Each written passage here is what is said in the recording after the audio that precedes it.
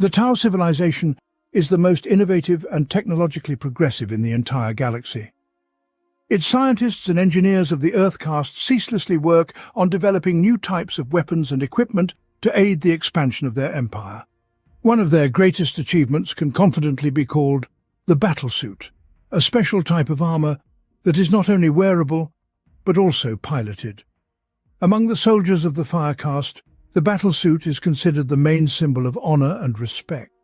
Significantly varying in size, design, and role, battlesuits are entrusted only to those warriors who prove themselves in combat, and after completing a 4-year term of service, pass the first trial by fire, allowing them to wear the hair exivra.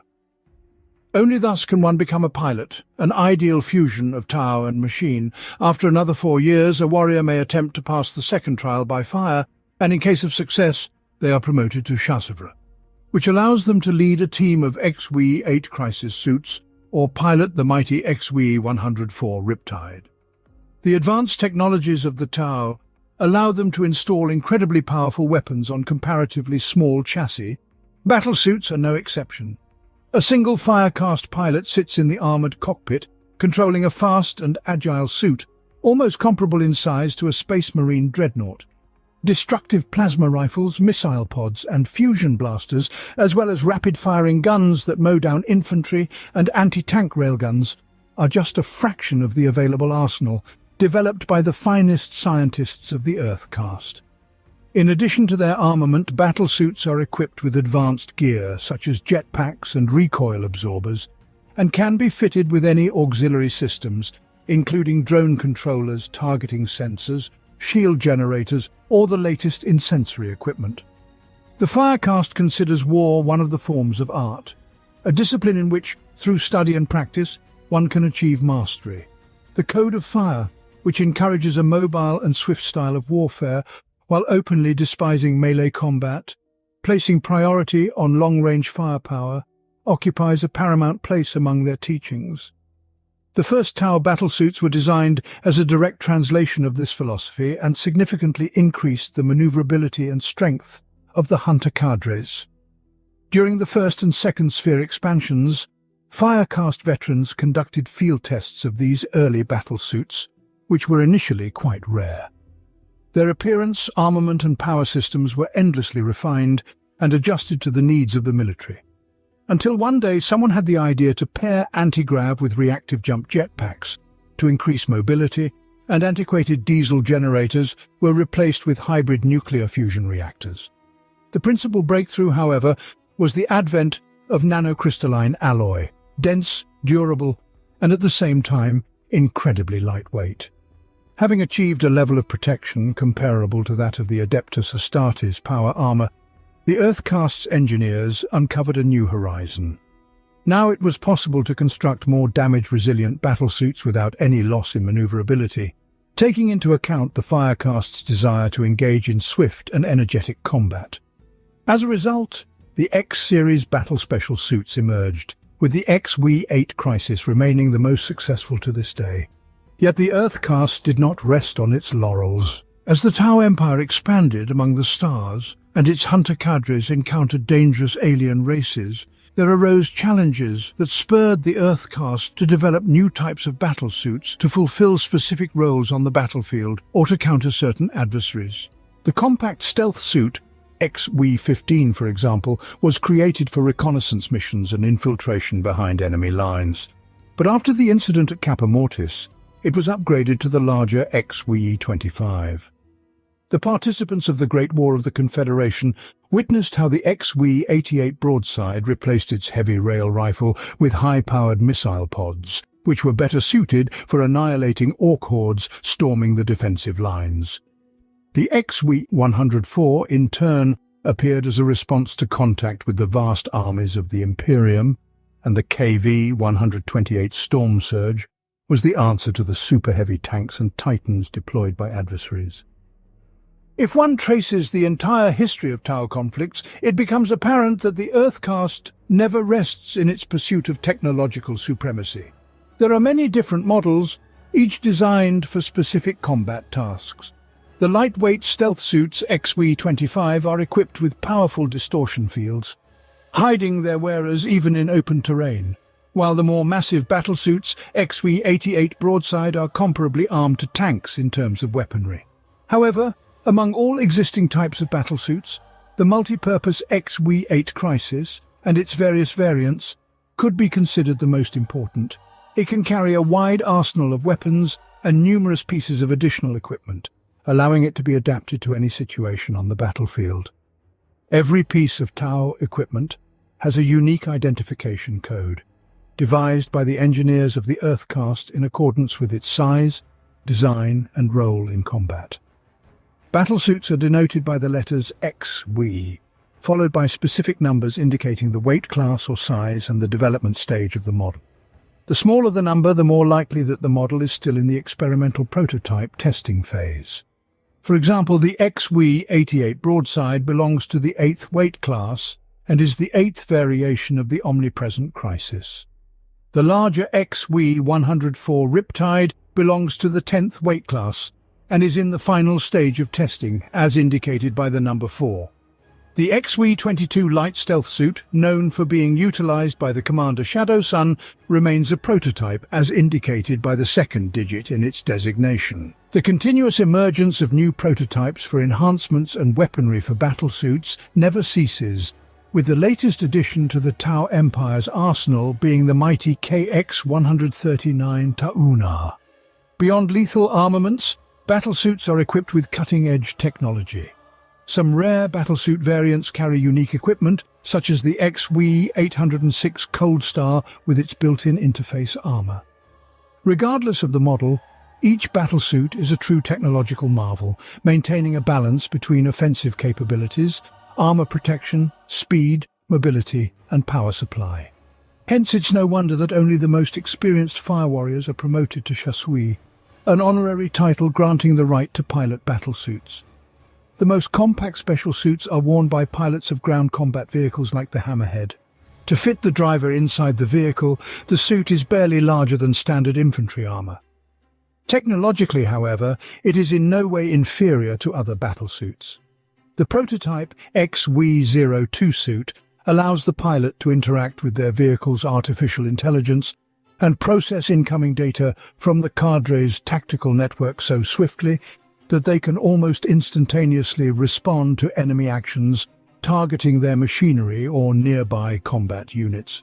The XV-02 pilot battlesuits are equipped with a black sun filter, an advanced optical system enhancing the warrior's weak vision and filtering out bright flashes of light that would otherwise blind them.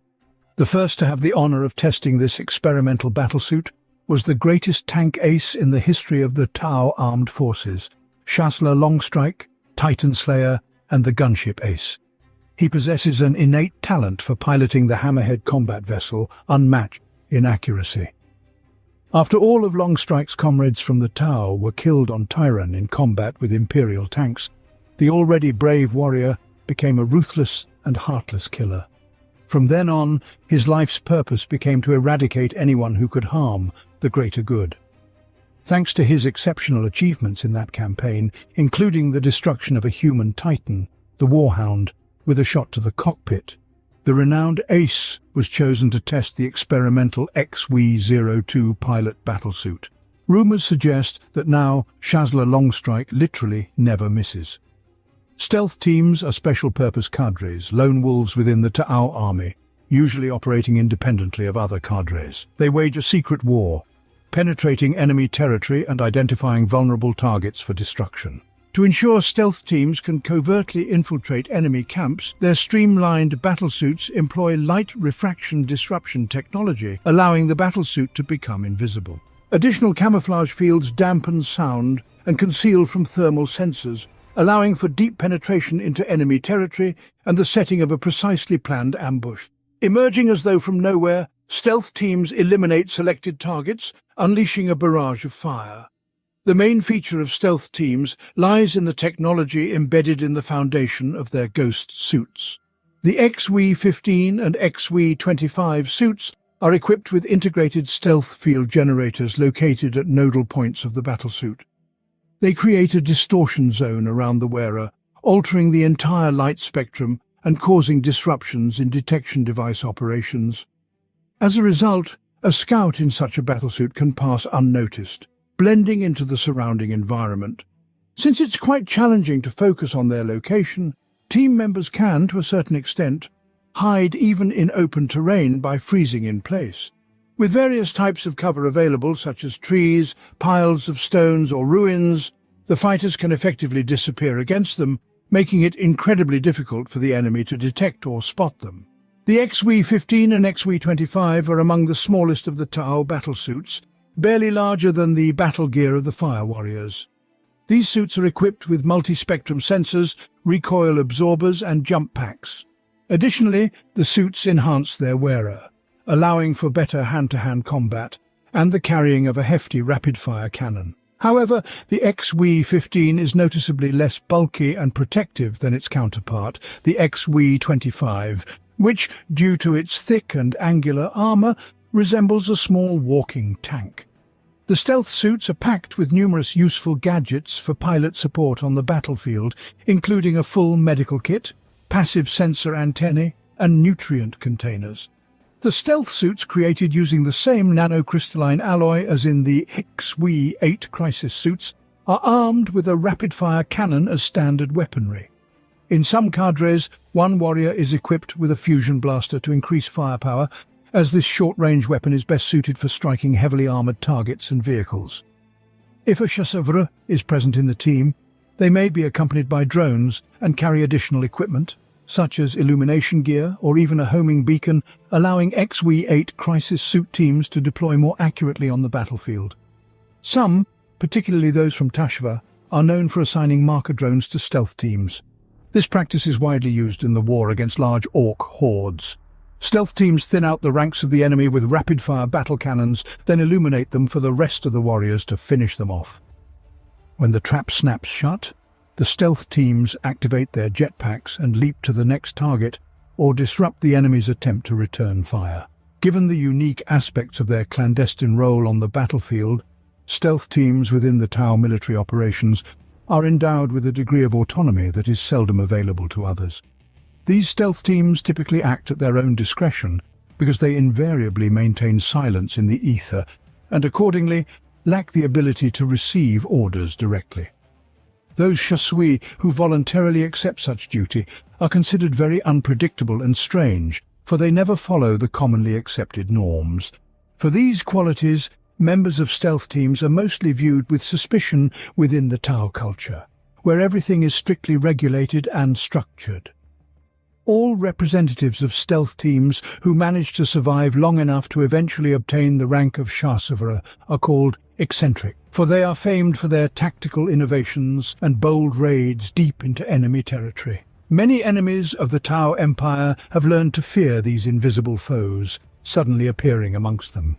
During the Taros campaign, stealth teams detached from the main forces destroyed Imperial supply lines, sowed panic and confusion, and undermined the enemy's attack before disappearing without a trace. Entire divisions of the Imperial Guard had to be pulled from the front in desperate attempts to track and eliminate them. Sometimes the only sign of imminent danger for the enemies is an inexplicable sensor glitch, showing things that aren't there, or an alarming feeling as if someone nearby is watching. In other cases, nothing foretells doom until the world erupts from the charges of chattering rapid-fire guns and hissing fusion blasters. Emerging from the camouflage field, stealth suits, whose close-range volleys leave only smoking debris from the enemy infantry and lift associated armor units into the air with explosions, appear. The panicked return fire either misses its mark or helplessly pings off thick armor. Having struck, the stealth team activates jetpacks and swiftly disappears from sight within seconds. If necessary, the team remains, activating homing beacons and target illumination devices to call in reinforcements or guide self-guiding missiles to mercilessly pulverize everything nearby into dust. The technology of battlesuits is continuously evolving as the Tau constantly improve them, using their combat experience to overcome obstacles standing in the way of the greater good. Current types of suits are well-tested, mass-produced, but the Army also uses a limited number of experimental and trial suits, which for various reasons are not yet mass-produced. These prototypes are issued to commanders and their most experienced subordinates. One such prototype is the XW-22, the latest step in the evolution that the downsized stealth suit has undergone. Although the XW-25 is currently the most widespread variant of stealth suit in use during the ongoing fifth sphere of expansion, in some cadres one can still see the outdated XW-15. Initially, the Earthcast had hoped to put the XW-22 into mass production to replace the XW-15. However, an incident on Kappa Mortis forced them to instead commence the far easier production of the XW-25. Nonetheless, a limited series of the XW-22 battlesuits was produced and fell into the hands of the Fire Cast. For example, the honor of piloting a prototype XW-22 fell to Commander Shadowsun, who was gifted it just before the start of the Third Sphere expansions. Following the opening of the Great Rift, O'Shasera was provided with an upgraded version of the XW-22 battlesuit, dubbed Stalker. In the sleek and lightweight XW-22 model, many of the core positive qualities of its predecessors are enhanced, primarily personal protection and maneuverability. In addition to a powerful jetpack and vectored thrusters, this experimental battlesuit includes the latest stealth technologies, targeting systems, and miniature shield generators. A specialized target detection system allows the combat suit to identify and target priority enemies in the thick of battle. The group target leading system assists in counteracting the enemy threat, using several weapons at once, making the warriors in these suits a formidable opponent in various combat conditions. The stealth suit's arsenal includes 2 fusion blasters, a rapid-firing gun, and a twin-link ion cyclotron blaster. Thanks to the camouflaging technology incorporated into the XW-22, the owner blends with the terrain, significantly increasing their protection level and nearly eliminating the possibility of being targeted in a congested environment. Whether this armor receives approval for widespread distribution or not will be shown by its performance in the battles of the current sphere expansion. To date, the suit has proven effective, especially when Shadowsun ambushed a column of Leman Russ warriors. The fusion blasters ensured that none of these cumbersome tanks lived to counterattack, and the suit's ability to dissolve into the local terrain prevented the enemy from accurately targeting O'Shasera's position. The experimental model MV-52 shield drone, the most powerful developed to date, unscathed, stopped a projectile fired from a tank cannon that managed to find its target. The new communications drone also proved useful, allowing Shadowsun to better coordinate the fire of nearby squads, and they were able to mow down the enemy with continuous volleys. Perhaps it is only a matter of time before these prototypes are put into mass production. But as powerful as the combat equipment may be, Shadowsun often recalls the famous words of her mentor, Puritide, who said, "The mind that directs the blade is more dangerous than the blade itself." Therefore, in reality, the future of the XW-22 and the new drone models largely depends on Shadowsun, just as her fate depends on them. Apart from Shadowsun, the XW-22 was also received by 2 other celebrated commanders, Commander Shaso Kais, who studied with O'Shasera and O'Shova under the tutelage of the Puritide itself, and Commander Shaso Oeskar, who was tasked with capturing the Kaurava system. Commanders in stealth suits embody the principles of Kauyon, the patient hunter. Their method of warfare consists of cautiously moving into position for an attack and striking at the most unexpected moment for the enemy in order to lure him under the guns of the nearby hunting cadre. They set up ambushes for isolated enemy troops and provide support to friendly units. Commanders wearing the XW-22 are usually considered somewhat strange, since they enjoy employing new, unpredictable tactics. As a result, many enemies of the Tau Empire often find that they are attacked from an unexpected direction by stealth teams advancing ahead of the main forces. The unique XW-46 battlesuits, developed by the Earthcast's artisans after their first encounter with the space hulk Mortis Thule, have not yet gained widespread distribution among the Tau forces, let alone the Tau Empire as a whole. Since the main task of the teams in Vanguard Void battlesuits involves surveying abandoned starships, these suits are quite bulky, albeit not as large as the more commonly encountered Crisis and Broadside suits, which would struggle to navigate through debris and narrow corridors.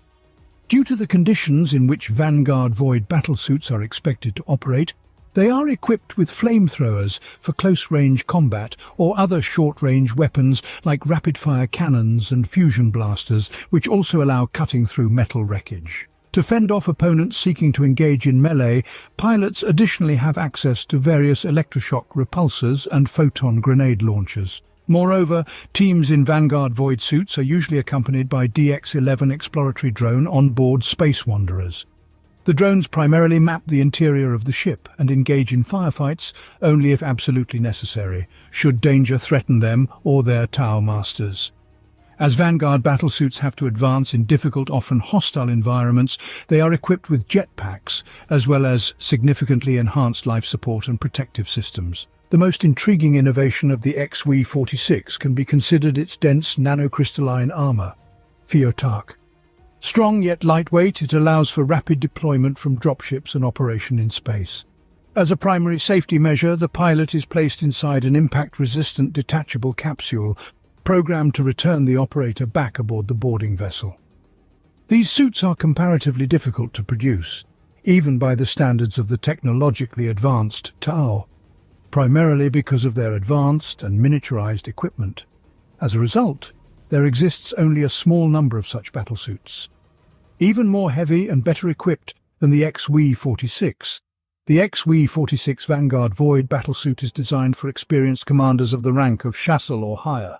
These power armor suits incorporate many of the technologies found in the original XW-46, but combined with the latest experimental systems, which are traditionally installed in the suits of the command staff for field testing. These battlesuits are equipped with an EMP blaster, a catapult for launching airburst fragmentation ammunition, and wide-reaching control and communication devices, and are piloted by high-ranking officers of the Firecast with years of experience in commanding the Tau troops through advanced communication networks. All this makes the XW-4604 a valuable addition to the battlefield, and it is usual for any expeditionary group to be assigned no more than one such battlesuit.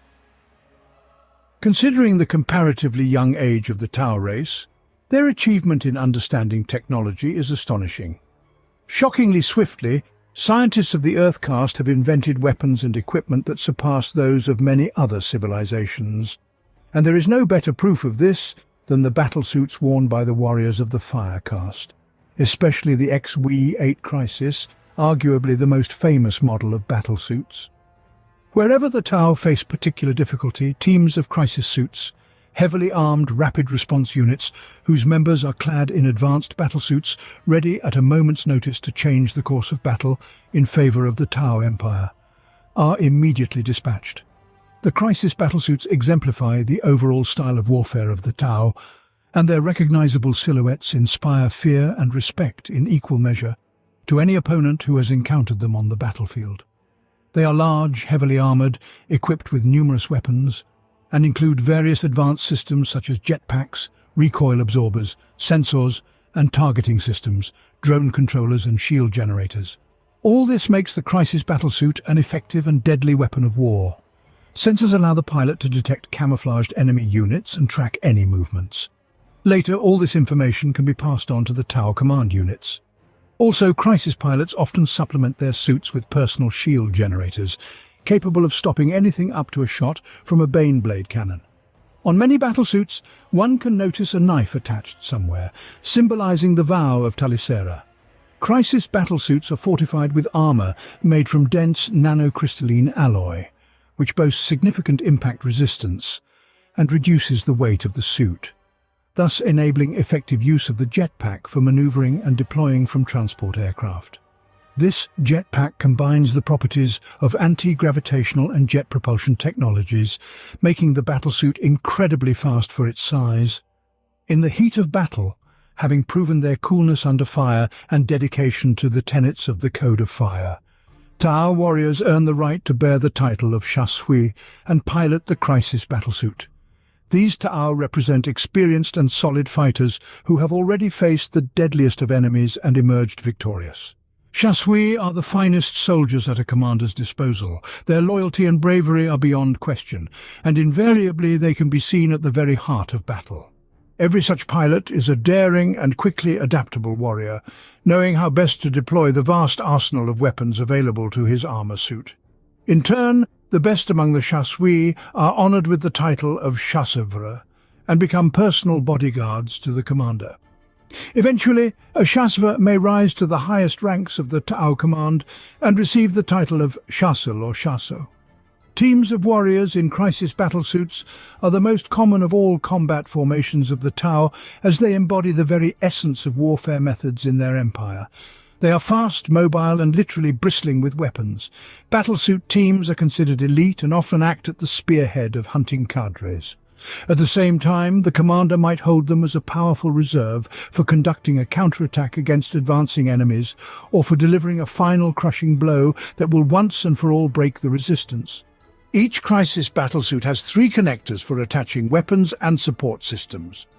The diversity of available weapons makes the battlesuit highly versatile in combat.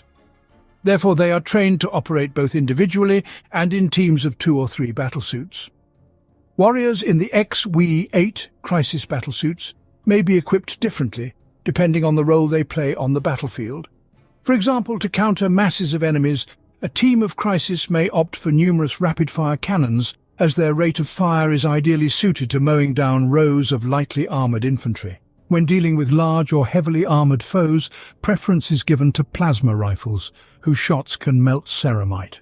Tank hunter teams cannot do without fusion blasters, the best anti-tank weapon of short range. Different SEPs have their own configurations of weapons and support systems corresponding to the tactics they employ. For instance, the crisis battlesuit teams known as Farsight Enclaves prefer to employ the Sunforge configuration, when 3 warriors in battlesuits operate together. Each member of such a team is equipped with a twin fusion blaster and a target lock.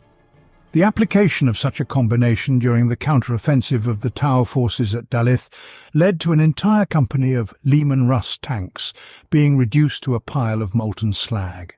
In street fighting amidst the ruins of Nimbosa, the Sept of Tolku took advantage of the Lone Hunter configuration. A single warrior in a battlesuit with a flamethrower, a burst cannon and a stimulant injector, which proved to be the most effective means of displacing Imperial Guard regiments from their defensive positions. Such techniques are taught in military academies of Sept worlds, where esteemed chasseurs pass on their knowledge to the next generations of warriors. Other examples include the widely used battlesuit configurations of Death Rain and Burning Eye on the world of Viola, or the techniques of fusion blades and blinding spear of the Tau Sept world. Many commanders often select their bodyguards from among the most experienced warriors of the crisis battlesuit teams, who become their personal protection detail. Only fire warriors of chasseurs rank with an impeccable service record are considered worthy of this position. Bodyguards in crisis battlesuits are among the most respected members of the fire caste, as they embody the philosophy of striving for the greater good. Their duty is to protect the commander at any cost. To save their leader, they are ready to even take enemy fire upon themselves.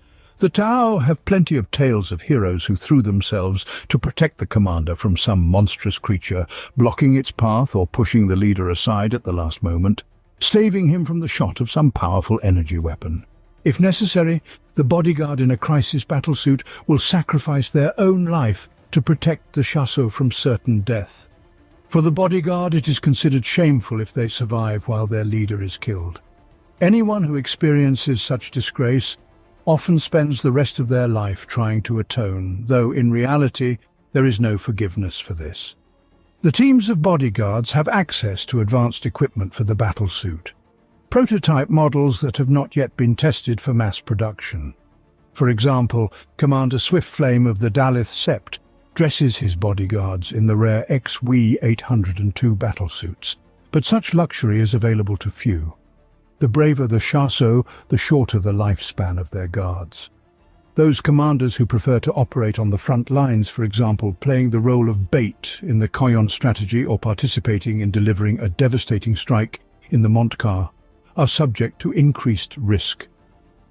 Impulsive commanders of the Viola Sept have to regularly recruit new bodyguards to replace those fallen in battle. In contrast to such an inherently aggressive approach, an exemplary strategist of the past, the commander of the purer tide, always taught that it is important to find a certain balance, and often liked to repeat, "A wise commander must learn to determine where and when to use all available means in the best possible way." According to this principle, a commander, flanked on both sides by two elite chasseurs warriors in crisis battlesuits, forms a formidable battle formation, more than capable of withstanding enemy fire and responding with monstrous volleys of fire.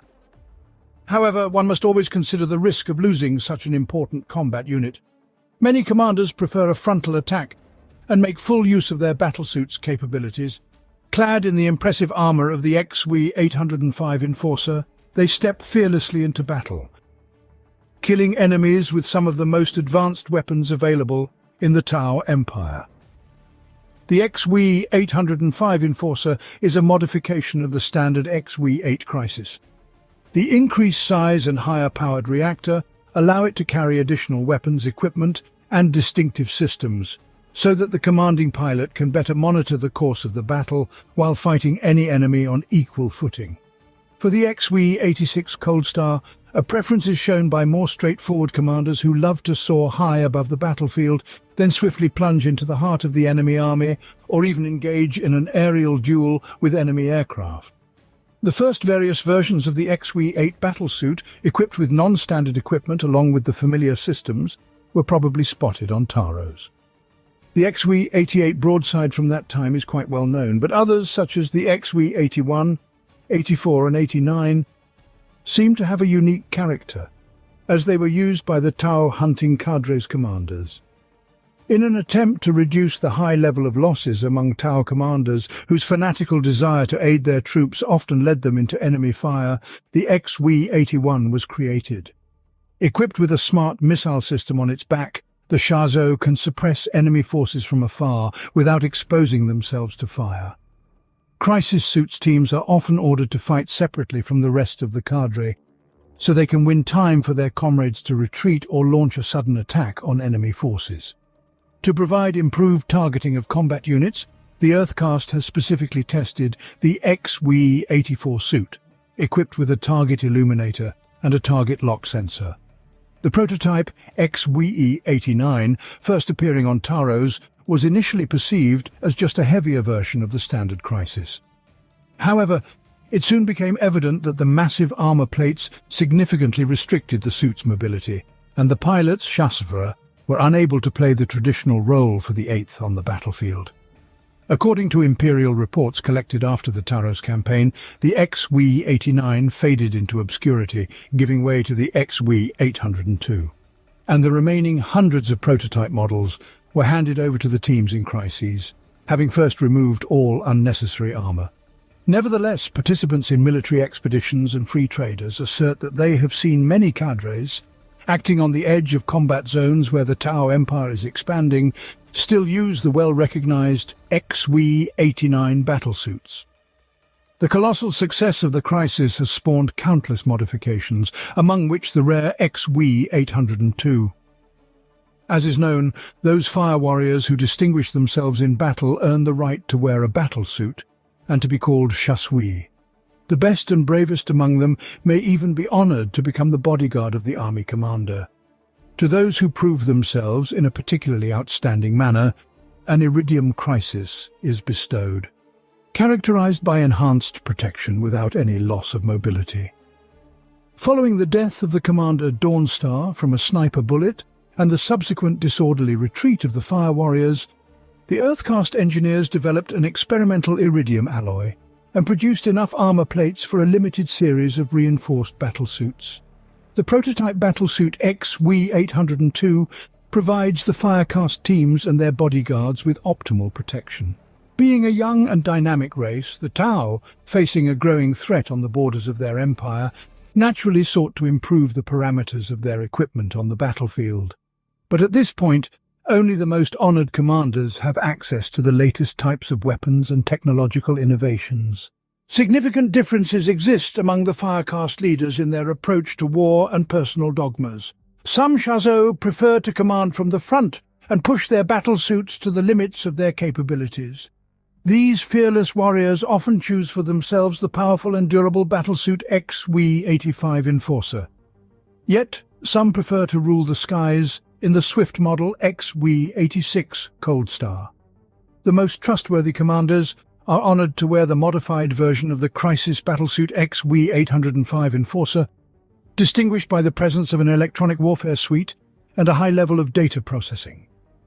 This model is equipped with particularly destructive types of weapons, such as flamers, ion cyclic blasters, and air-bursting fragmentation projector.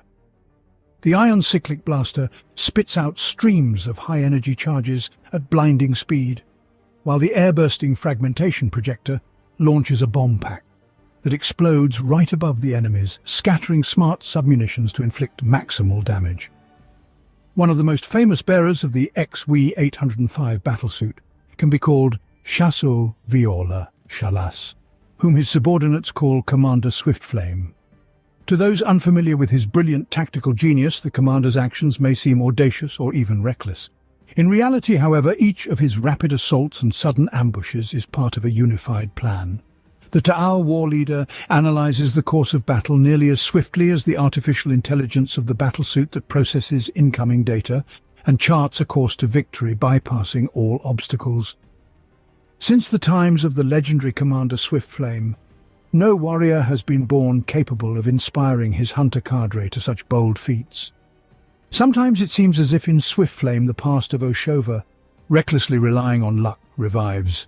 This spark of recklessness prompts Ochalas to execute plans and launch attacks many of his colleagues would deem outright suicidal. However, unlike Swiftflame, he never deviates from the doctrines established by the Ethereals. Swiftflame's faith in the destiny of the Tau race entirely guides him as the commander weighs the risks and benefits of another strategy. Ochalas, as a determined adherent of Kauyon, prefers combined arms offensives and manages the course of battle from his XW-805 Enforcer battlesuit. The commander knows that every enemy has a specific weakness that will inevitably show itself, facing the indomitable ground defense, strikes from the air, or a series of ambush attacks that demoralize and can deprive the enemy of the will to resist. While the opponent struggles to get through the multi-layered traps of the patient hunter, Swiftflame closely studies him and, learning something new, makes precision adjustments to his plan.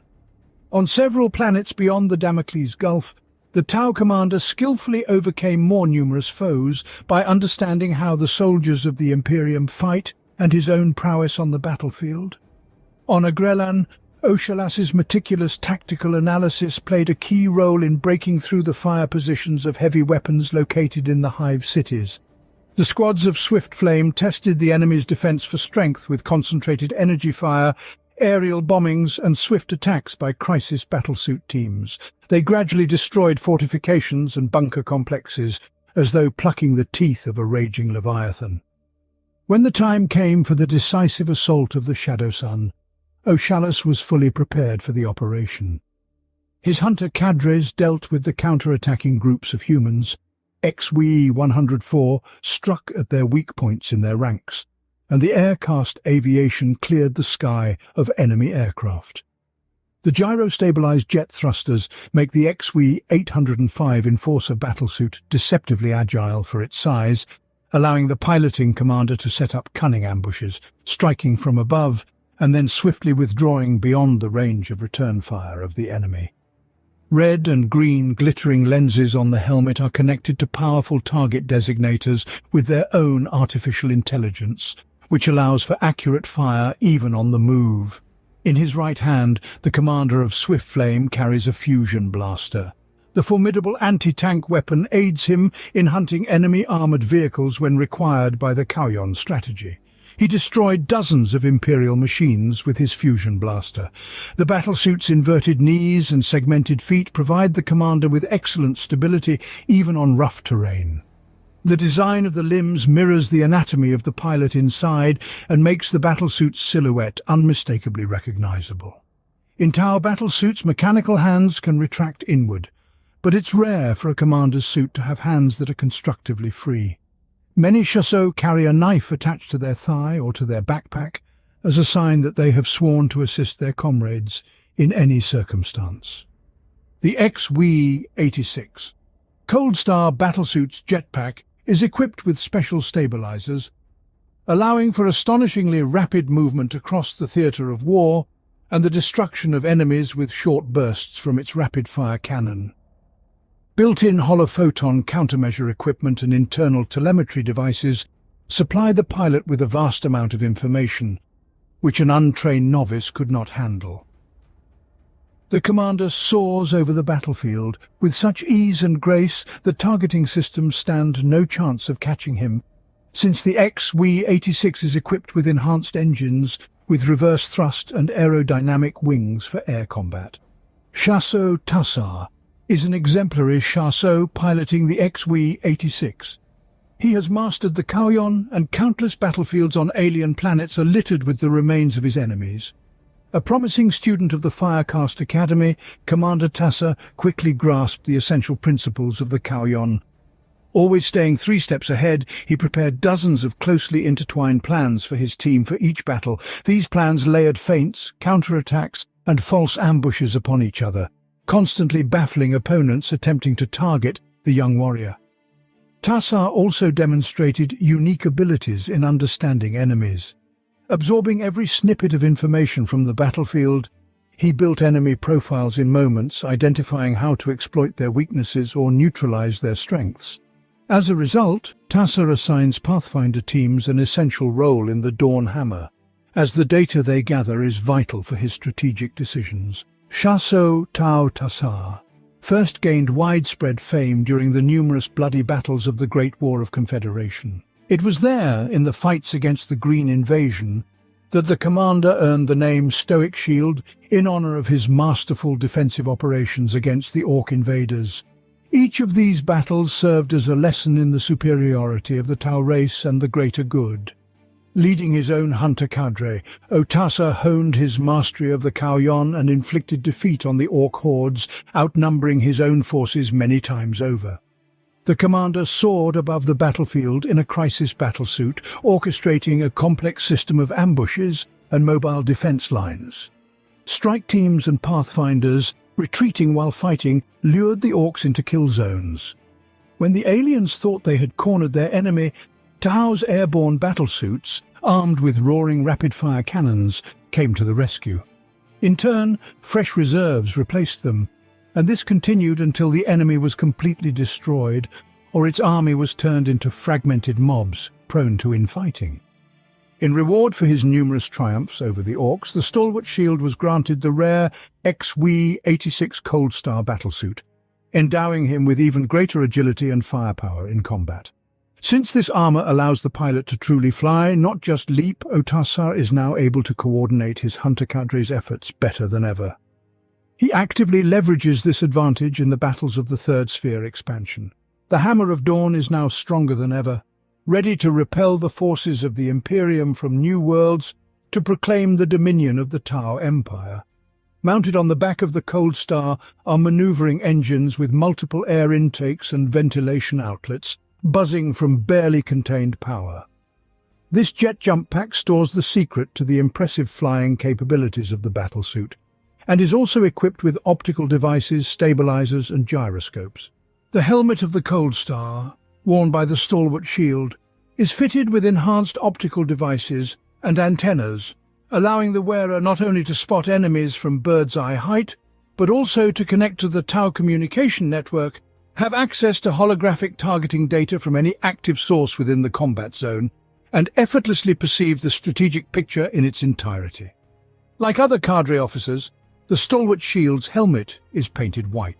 On the forehead, one can see the inverted graphical designation of his combat unit, indicating his status as Chasseau. The main caliber of the Cold Star battlesuit worn by the Stalwart Shield is a high-powered rapid-fire cannon, painted in orange and black. It attaches to the outer suspension node, allowing the commander to fire accurately even on the move, and optimizes the work of recoil absorbers built into the armor. This formidable-looking weapon leaves no doubt about the terrible destruction it can bring. The armor of the battlesuit is made from segmented nanocrystalline plates, perfectly fitted together. They are covered with a tiny super-insulating mesh made of carbonide, and have an internal thermal protection lining, preventing overheating when passing through dense atmospheric layers and protecting from the icy cold of open space. The red stripes on certain parts of the armor serve as personal marks of the steadfast shield.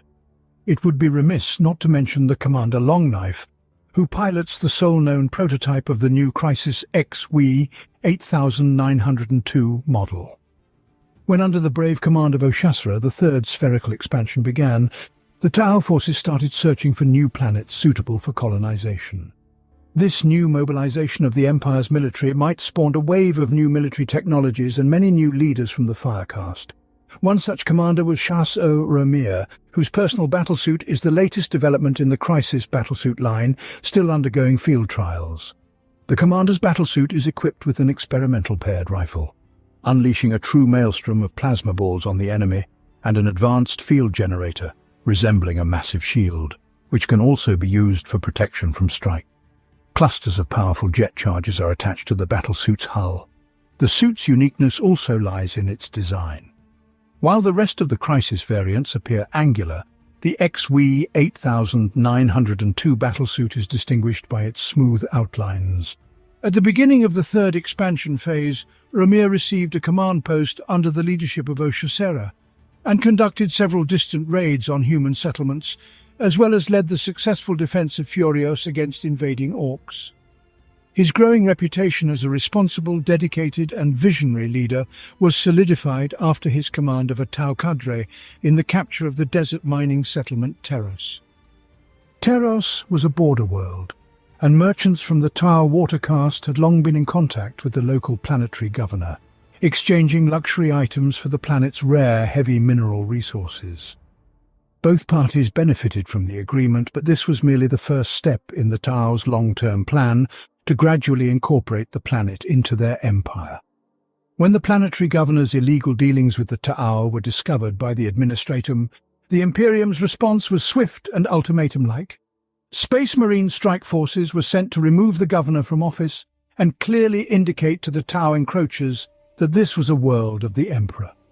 Facing execution for their crimes, the planet's rulers openly declared themselves allies of the Tau.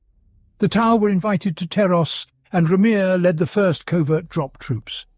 His cadre encountered the Space Marines, and after a fierce fight at the governor's palace, ejected them from the planet. After victory, he turned against the governor, removed him from office, and swiftly neutralized the planetary defense forces. He also ordered the local Adeptus Arbites fortress to be surrounded and destroyed. The planet was now occupied by the Tau, and the Imperium responded again by sending Imperial Guard regiments to attack. The Battle of Teros was fierce. For 100 days, the Tau conducted a mobile defensive campaign in the wild wastelands. The Imperial Guard forces were repelled, defeated, and forced to retreat from the planet with tremendous losses. During the war, the Imperium made an attempt to eliminate Ramir with the assistance of an agent from the Officio Assassinorum. The attempt failed, but Ramir's mentor and teacher, the ethereal Aunvra, was killed in the attack. Driven by the bitterness of loss and the thirst for vengeance, Ramir personally led the forces in the final assault on the Imperium's landing sites, which concluded the Taros campaign with the unconditional victory of the Tau Empire. The XW 88 broadside battlesuits, the walking artillery of the Tau Empire. Legends are told about the firepower of these battlesuits, and their deadly rail rifles are a curse for any tanks and monsters across the galaxy. The enemies fear even the silhouettes of XW 88, as they have long learned that once the broadsides enter the battle, there is no escape from them. Each broadside battlesuit carries so much weaponry that it can be compared to a battle tank. Marching into battle with heavy rail rifles and powerful missile pods, these incredibly durable battlesuits provide long-range fire support to the Tau infantry. The early prototypes of this battlesuit, which was initially an experiment combining the railgun, the most successful weapon of the Tau mounted on vehicles, with the famous XW-8 Crisis, were particularly unwieldy due to their bulky shoulder mounts. However, abandoning such a promising idea is not in the spirit of the Earthcast. Therefore, developments continued step by step until the XW-88 emerged in its current form. The repulsor engines of the XW-8 were removed as their power simply wasn't enough to lift such a sizable battlesuit off the ground, and in their place, additional layers of armor protection were added to withstand enemy barrages, since dodging them was impossible. Recoil absorbers and artillery anchors, increasing the accuracy of fire, along with an expanded arsenal of heavy weaponry, suggest that the broadside can just as successfully stand against both heavy armor and masses of infantry.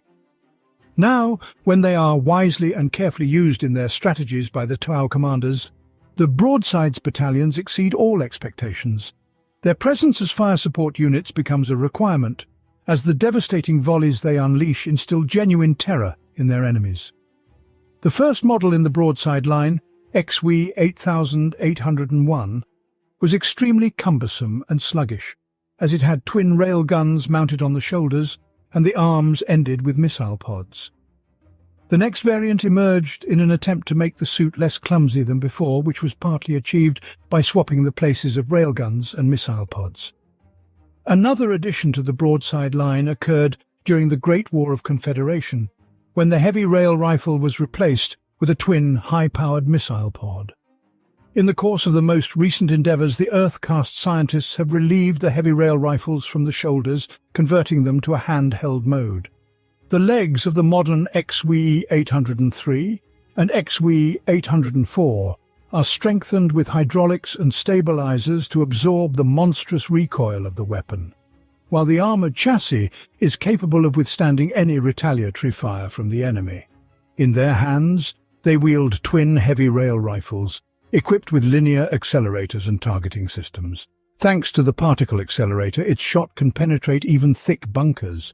Instead of the rail rifle, a volley can carry high-capacity launch containers, holding them like fists.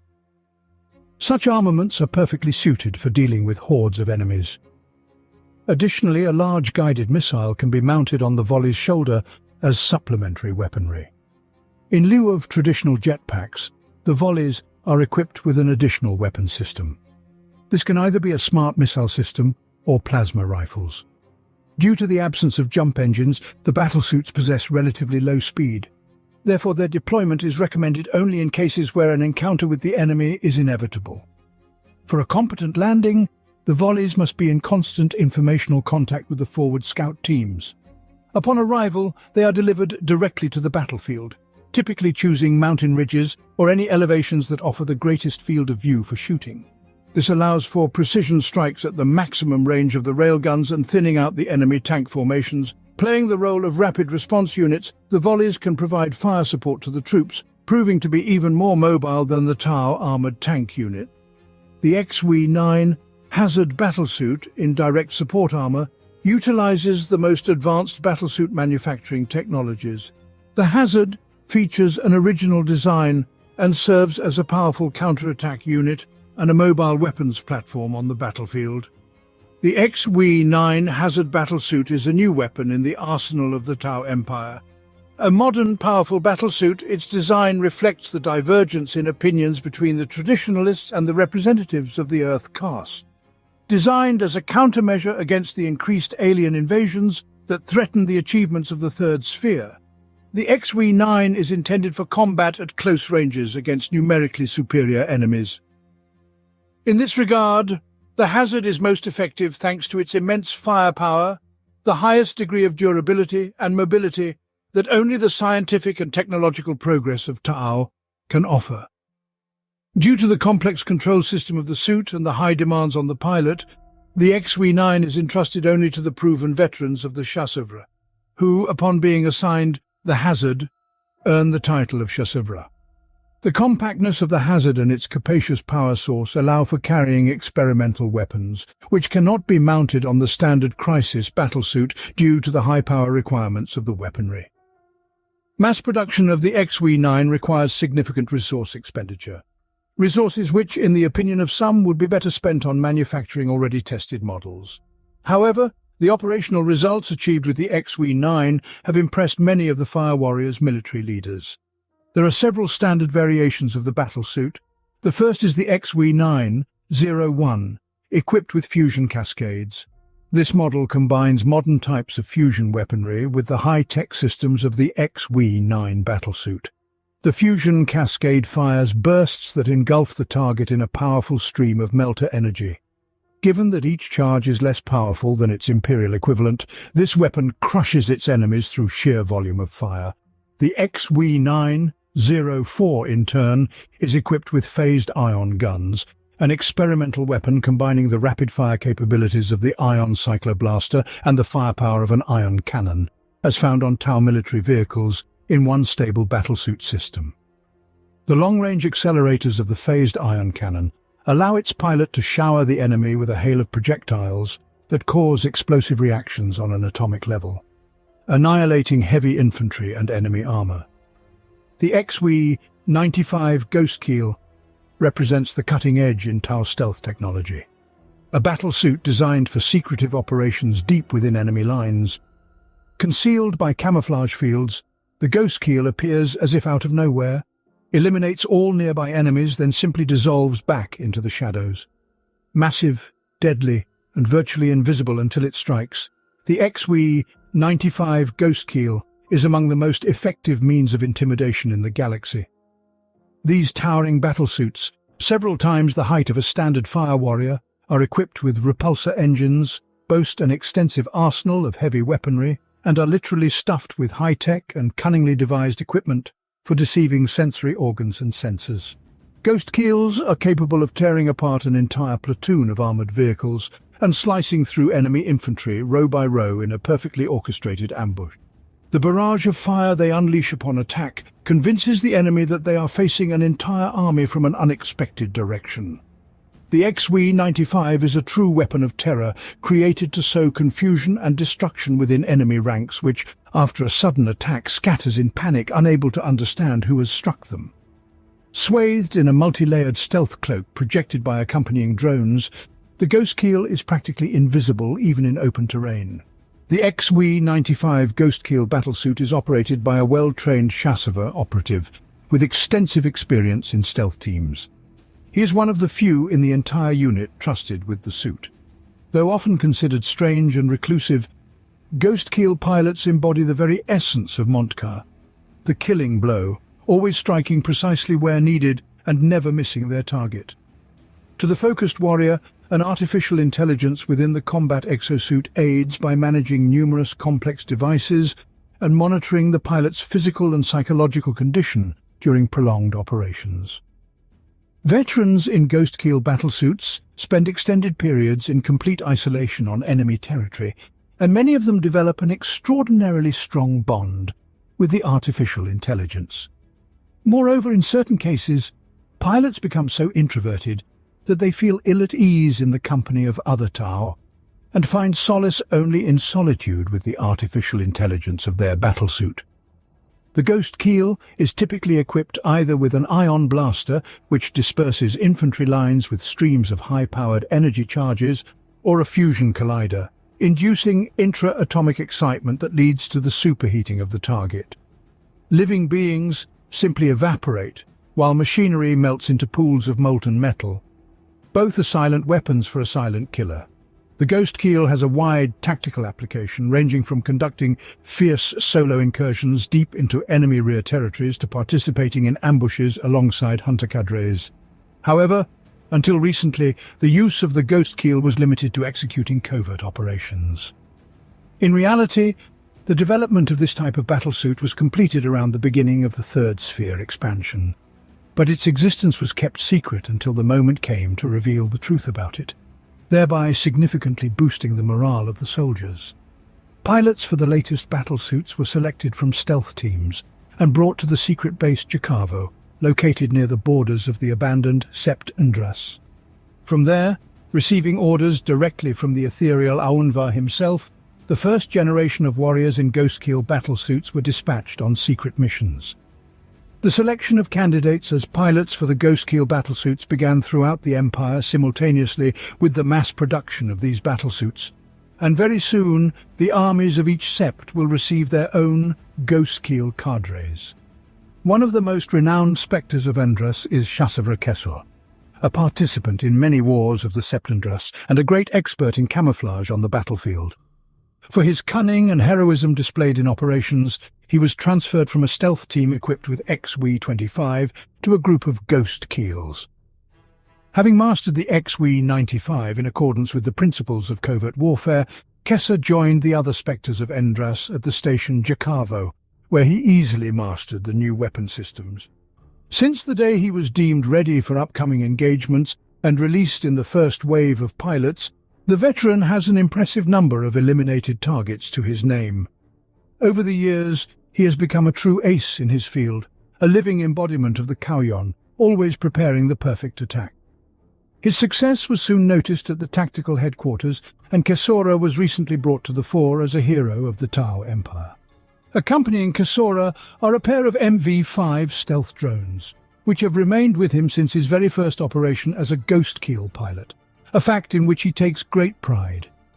It is not uncommon for ghost keels to be equipped with a fusion collider, one of the premier weapons in the Tau arsenal for tank destruction. Thanks to numerous heat exchangers, it can unleash a scorching beam of energy for which even the thickest armor poses no hindrance. The relatively short range of fire is seen as a minor drawback for the pilot of the XW-95 Ghost Keel battlesuit, designed for close engagements with the enemy without any detriment to itself, especially since it often goes unnoticed. Frequently, the first sign of its presence would be a mushroom cloud raised after the chosen target has exploded from within, with the last being the wavering stealth field of the Ghost Keel dissolving back into the darkness. Those unfortunate enough to be caught under the intense energy streams instantly disintegrate. Their flesh vaporizes so swiftly that the victim usually doesn't even have time to scream. Like other types of ion weaponry, the eraser can be overloaded by simply exposing its unstable battery to the air. The resulting radiation burst is so powerful it can kill entire squads of enemy soldiers. However, regrettably, the pilot controlling the battlesuit might also be signing his own death warrant with such a decision. Since the very beginning of the Third Sphere expansion, rumors spread among the Firecast about the emergence of a long-awaited new class of heavy battlesuits. However, this information was not confirmed initially. Everything changed during the first major conflict on the planet Agrellan. The human armies that had gathered dug in to defend their hive world, and in a normal situation, the Tau would concentrate their forces on less fortified planets, but Agrellan, providing access to the entire Dovar system, could not be bypassed, as its orbit blocked the most convenient route through the almost impassable gulf. The only option was to assault. Each hive city was surrounded by impregnable defensive constructions. High walls offered a good view over the barren wastelands that were death fields where huge tank traps and gravitational mines had been laid.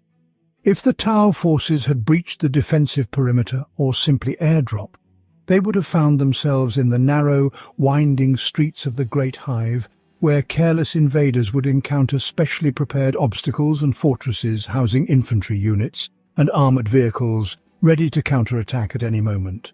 The world went into full-scale defence, its entire population either sent to the front or involved in military production.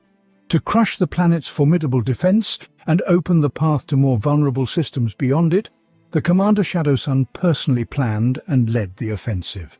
Per her conception, 20 hunting cadres were to simultaneously strike the key hive cities, each led by the XW-104 Riptide, the very pinnacle of combat suit technology, developed by the Earthcast. In the vanguards, the Riptide battlesuits bore the brunt of the assault. Rockets crashed against their armoured carapace, causing no harm, while each of the XW-104S unleashed the full might of their arsenal upon the Imperial defenders. Heavy, rapid-fire cannons, the primary weapon of the new battlesuit, relentlessly showered fire upon the citadel walls, tearing guardsmen asunder. Missiles launched from secondary weapon systems and shield drones of the battlesuits exploded amongst the enemy rank. Other Riptide battlesuits, equipped with ion accelerators, struck tanks from afar and tore vast chunks out of fortified bunkers, demonstrating the long range and destructive power of their weaponry. Against the backdrop of the storm of artillery shells and blossoming explosions, the distinctive buzzing sound of the new Riptide reactors recharging could be distinguished. The air crackled with electrical impulses as the power modules generated pure energy. Numerous weapons of the Imperial Guard fired upon the giant battlesuits to no avail. For one elongated moment, it seemed as though both sides had ceased hostilities, but within a few seconds, a single XV-104 emerged from the flaming crater, securely protected by its shield. Only black burnt marks remained on its armor after the explosion. Approaching the fortress walls, some battlesuit operators activated their jetpacks and leapt over the obstacle, while others passed through breaches made by ion accelerator charges, followed by the fire warriors. Soon, rivers of blood flowed through the streets of each hive, the spirit of the guardsmen broken, and they abandoned their positions. Disorderly retreat ensued. Only through the generous offer of surrender put forth by representatives of the water caste was a terrible slaughter avoided. Before the sun had set, the planet, save for a few pockets of resistance which would soon be crushed nonetheless, belonged to the Tao. Thus was the combat debut of the XV-104 Riptide. The XV-104 Riptide, a true marvel of Earth-caste engineering thought. This heavy battlesuit easily destroys tanks, entire infantry formations, and withstands devastating return fire or altogether evades it. It's twice the height of the Crisis battlesuit, but possesses almost the same speed and agility, thereby notably surpassing Imperial walkers of similar size in this aspect. Despite the abundance of weapons and auxiliary systems, the Riptide is still classified as a battlesuit, as it is also piloted by a single warrior. Mobility, this is the main defense of the XV-104 Riptide. But beyond that, the battlesuit is equipped with a powerful energy field, which incinerates small-caliber projectiles and deflects kinetic impacts. The materials for this armor are incredibly difficult to obtain, which makes the battlesuit a rarity. Consequently, only the most exalted members of the fire caste, particularly those who have valiantly served their chasseaux, are honored to wear such a battlesuit. For convenience, the battlesuit is equipped with artificial intelligence and numerous comlinks, allowing the pilot to maintain communication with the commanding cadre. The Tau's military approach elevates mobility over massed attacks and prioritizes tactics of swift strikes above all else. A wise commander does not fear an enemy vastly outnumbering his own forces, nor is he daunted by the massive size of the thunderous war machines that an adversary might deploy against him. Through coordinated tactics, strict discipline, and a well-thought-out battle plan, such minor advantages can be nullified. Yet even the master of balanced defense openly admitted that the creation of heavy-class battlesuits with enhanced armor would allow the cadre to more effectively withstand the monstrous firepower regularly unleashed upon them by opponents. Despite requests, all efforts by the scientists of the Earth caste ended in failure. Early prototypes were cumbersome machines not fitting the tactics described in the Code of Fire, or subjecting the pilot's life to disproportionate risk. The XV-107 Ravana heavy fire support battlesuit strides across the battlefield like a mechanical god of war. This giant is endowed with such firepower that it alone can deal with entire hordes of lesser enemies. The XV-107 Ravana is a rare variation of the battlesuit. It features an experimental system that, unlike standard types of pulse weaponry, releases a cluster of advanced micro-projectiles that detonate in close proximity to the enemy, creating a true hurricane of pulse charges covering a rather large area. Larger opponents receive proportionately greater damage, as the munitions detonate one after another almost simultaneously, amplifying the explosion's power and tearing the target apart. Additionally, the Ravana is equipped with much heavier armor than the agile hopping XV-104, allowing the veterans piloting it to firmly hold their position in combat against any enemy, while part of the squad flanks it. The steadfast members of the Earth caste almost had to abandon their plans for developing the Ravana battlesuit due to its prohibitively high cost. However, Phio Kelshan found a solution to the problem, responding to the demands of the Ethereal Council to improve the equipment of the cadre's scouts and stealth units, And under the guise of working on a new stealth suit, redirected funds allotted for this project to create the first prototype of the XW-107. The renewed Tyranid attacks unveiled a deception when 3 prototype battlesuits managed to hold back the ferocious swarms of Tyranids threatening to devour the capital of the planet. For their efficiency in combat against the hordes of aliens, these battlesuits were named Ravana, in honor of the commanding officer, a legendary hero. The Ravana battlesuit was launched into mass production. The grim and fatalistic warriors appreciated its durability and firepower. Many other technological masterpieces of Oshao also spread across various septs to determine their suitability in the war against enemies threatening the Ta'au Empire. The Ravana employs the same new reactor as its brethren, the XW-104. But it is distinct in its ability to produce a powerful electromagnetic pulse that disables all nearby enemy technology. The KV-128 Storm Surge ballistic suit is the latest development of the Earth-cast. This gigantic walking tank, delivered to the battlefield by a transport combat ship, represents a self-propelled artillery platform capable of pulverizing even the most heavily armored enemy units. Equipped with recoil compensators and fully loaded with pulse weaponry and missile pods, the KV-128 is a true Titan killer in the service of the Ta'au Empire. As the conflict with the Imperium of Man escalated, the Ta'au High Command increasingly recognized the necessity for heavier types of military machinery. The Ta'au faced the fact that they were significantly outmatched in firepower by the super-heavy combat machines of mankind. To find a solution to this problem, they turned to a renowned specialist of the Earth-cast in the field of weaponry, Philosopher Ishuron. His answer was the KV-128 Storm Surge, the first model in the new line of suits, named Ballistic Suit. The Storm Surge acts as a self-propelled platform of heavy weaponry, and is typically operated by graduates of the Academy. It does not possess the maneuverability of the Swiftwind, hence it relies on thick armor and powerful weaponry in combat. It is capable of changing the course of battle in mere seconds with precisely targeted salvos of devastating fire. While the Storm Surge shares common features with a battlesuit, it more closely resembles a walking tank or a mobile fortress, supporting the Ta'au advance with incredible firepower. Its massive legs turned backward allow it to traverse even difficult terrain, enabling the veteran seated in the cockpit, one of the fire warriors, to confidently position the machine and then deploy the support struts to prepare for firing. Beside the first sits a second pilot, responsible for the weaponry systems of the battlesuit. Never before has the Ta'au Empire had such firepower on a single weapons platform. Therefore, in creating the Storm Surge, Philosopher Ishuron did not consider deploying it as a battlesuit.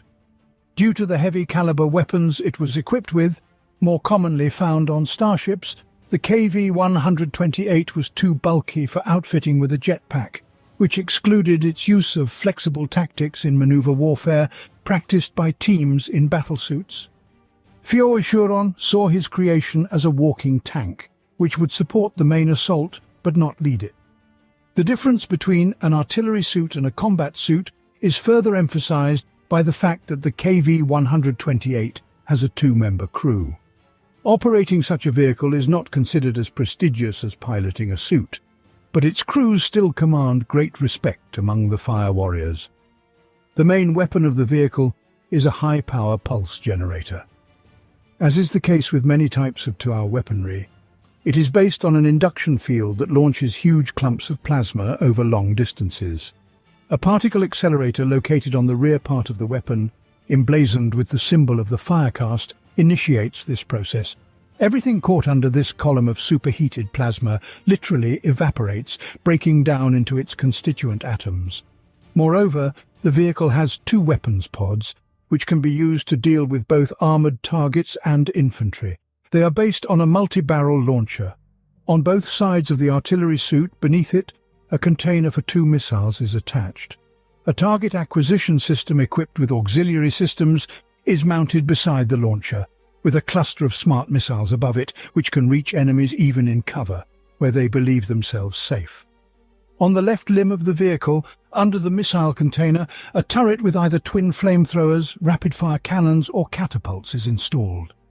Given the vehicle's enormous energy requirements, it is fitted with 2 reactors. One upgraded reactor located in the lumbar area, and another high-power but slow recharging reactor powering the main weapon. Its primary purpose is to provide an adequate response to threats that the Tau Empire is not yet prepared for. Battlesuits are the embodiment of the Tau's engineering prowess and scientific achievements, a material solution to the problem of eliminating the enemies the Firecast deals with. Propelling into battle on the thrust of their engines, they pry open enemy tanks like tin cans and mow down soldiers like stalks of grain. The quality of the battlesuits is such that the warriors inside can continue fighting even amidst severe damage. The development of battlesuits reflects the speed with which the Tau settled across the galaxy. Field trials of the earliest prototypes took place at the initial stages of the first sphere expansion, and although all were successful, the process was slow. Only at the end of the first period of rapid growth were battlesuits regularly employed in hunter cadres. It is unsurprising that during the final stages of the Tau expansion their most significant victories were achieved as their elite units began refining their tactics, leveraging the advantages provided by their battlesuits. By the onset of the second sphere expansion, significant changes occurred in the design of the battlesuits, primarily related to power sources and the augmentation of armament. By the end of this period, the introduction of repulsor jet engines allowed the hunter cadres to conquer planets with unprecedented speed. Presently, as the fifth sphere expansion continues, the development of battle exosuits is more successful than ever. They keep evolving, with new types and variants emerging, and new models are being constantly developed.